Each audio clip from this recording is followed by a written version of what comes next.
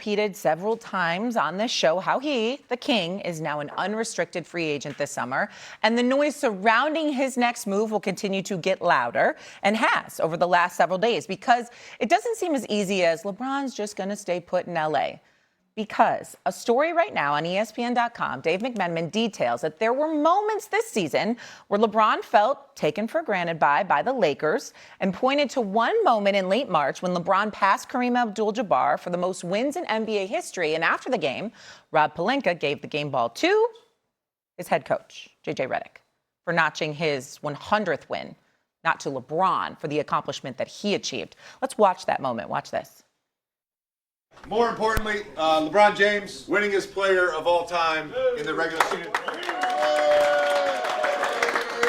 got one more accolade tonight. For JJ to come in the league and get back-to-back 50-win seasons, first 2 years as a coach puts you in elite category. Our coach. Now, it is worth noting that Dave said that moment wasn't necessarily a deal breaker when it comes to LeBron remaining in LA. There were other things that were brought up as well. But the overarching question now becomes, have the Lakers taken LeBron James for granted since he's been there in Los Angeles? Perk? You damn right they have. And just watching that moment made my damn skin crawl, because Rob Pelinka has been the problem. And I get it, Rob Pelinka. You're trying to move on from LeBron James, Rich Paul, and the whole clutch moment. And I get it. Your new face is Luka Doncic and the great Bill Duffy, who I love, so that's who you're hearing and listening to. But let's not forget, Rob Pelinka is and always will be a Kobe Bryant guy. And so when you think about, forget that moment in the locker room, he should have gave the game ball to LeBron James. I feel LeBron felt some type of way. But let's talk about this roster that they put in place. LeBron James knows what a championship roster look like. LeBron James also this season came out after they finished playing the Oklahoma City Thunder and said, that's the championship roster. In the regular season, he said that. So he was shooting a slug at Rob Pelinka to tell you, hey, man, you need to be unsay this roster and upgrade in certain areas. LeBron James wasn't happy when they signed DeAndre Ayton this offseason, because we all know, we thought that DeAndre Ayton, a lot of people thought that he was going to change. But Stephen A., I'm going to steal one of your lines. Damn it, if it walked like a duck, it quacked like a duck, it damn sure ain't a giraffe, okay? It damn sure ain't a giraffe. You usually say a mongoose, I'm going to say a giraffe. I know, but I want to put my flavor to it. You know what I mean? But what I'm telling you is, when you have a guy, a legend, an all-time great, in some people's eyes, in my eyes, a GOAT, you do everything and more, especially at the level that he's been playing at. You do everything and more to surround him and that team with the pieces to actually go out there and contend for a title. So Rob Pelinka, out of any other person, that's the person we need to be highlighting, because he hasn't been doing his damn job when it comes to putting pieces around Luka and LeBron. Now he has a big decision to make, and that decision is going to be who you going to pay the bag to this offseason. Is it going to be Austin Reeves or is it going to be LeBron James? You know where I stand at. You better get that bag to LeBron James and put it out in front of him and let him come back and be that second option to Luka Doncic. Perk, you know better. You know what this is about. Have the Lakers taken LeBron James for granted? Sure, you can make that argument.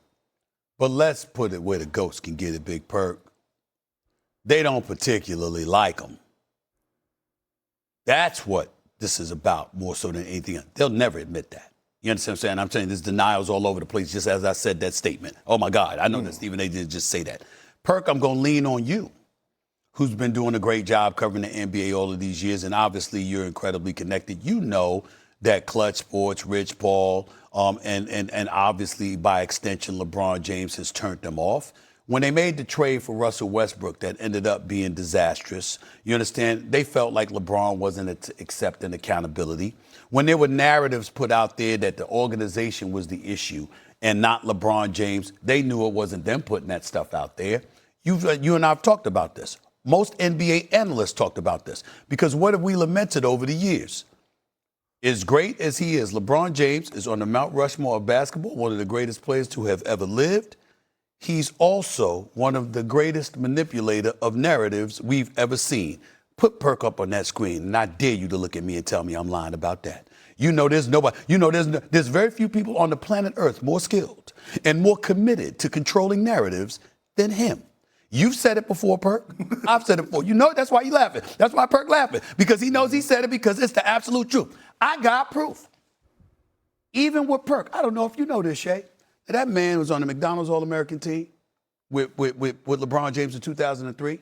That dude was a former teammate of LeBron James.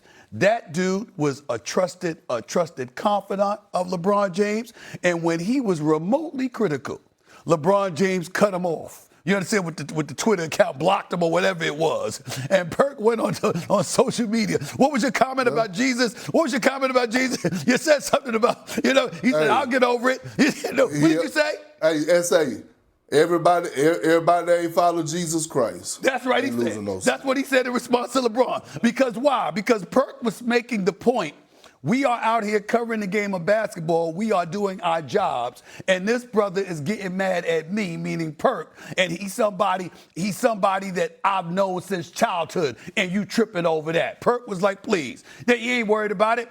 You know this, okay? Mad respect to somebody like a Rich Paul, who's done a great job with Clutch Sports and all. Ain't nobody here to cast any aspersions. But we all know over the years, not recently, but over the years, how fixated they were on manipulating and dictating narratives. Well, the Lakers were on the brunt end of all of that. The Lakers had to deal with that. And so what I'm saying is this: LeBron's greatness is not to be questioned. LeBron's commitment to excellence is not to be questioned. His contribution to the Lakers organization is not to be questioned. And certainly they should have an elevated level of appreciation because they didn't choose LeBron James. They didn't win LeBron James. LeBron James chose the Lakers. He could have went anywhere, but he chose the Lakers. I know they want to make it look differently because they're the Lakers franchise, and my goodness, you should feel privileged to come play for us, just like the Cowboys and Jerry Jones feels about, well, you should come play for the Cowboys. I understand that, but in most instances, they're absolutely right, but not when it comes to LeBron James. He chose the Lakers. He wanted to go to the Lakers. He made it very, very clear that's what he was doing. There was no sweepstakes that they competed for where they won him. He chose them. But it doesn't negate the fact that along the way, because he is who he is and he's fixated on controlling narratives, that he didn't turn them off over the years. And when you see any kind of reluctance or tensions or pensiveness about them wanting to be, as a player, how could you not want LeBron James? Of course, as a team, you want LeBron James because he's too great not to. But it doesn't mean he didn't get on their damn nerves along the way. And that's all this is about. But that is a little bit of, excuse me, but BS. Like, do you remember what the Lakers were before LeBron James got there? They had the worst record in the league, if I remember correctly. Totally they missed true. the playoffs like 4 or 5 years in a row. Which is what LeBron James and his camp and Big Perk would tell you. And y'all absolutely right. But once you're with, it's almost like, it's like being, let me go Ryan Clark route. It's like being in a relationship. You want each other bad when you're trying to get each other. But once you got each other and you're together with one another, all of a sudden, this person's getting on my damn nerves right now. Now, it's in the moment. It might pass, Yeah, that's but you do have